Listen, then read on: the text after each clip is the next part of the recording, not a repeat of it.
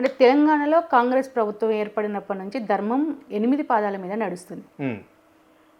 ఇక్కడ home minister Revanth Reddy, right, central home minister Bandi Sanjay.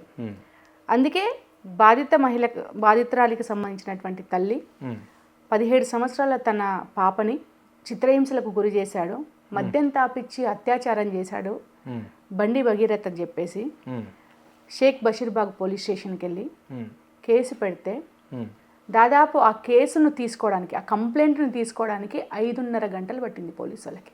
అసలు ఎంత నీచం అంటే బీజేపీ రాజకీయాలు.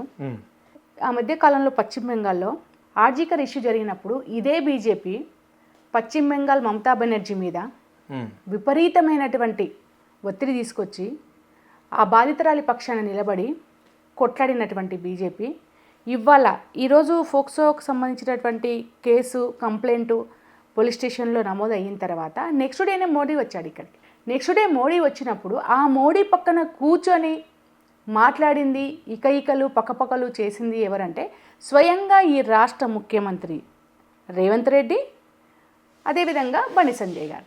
అంటే దీన్ని బట్టి తెలంగాణలో న్యాయం ధర్మం ఎట్లా ఉంది అనేది మనం అర్థం చేసుకోవచ్చు.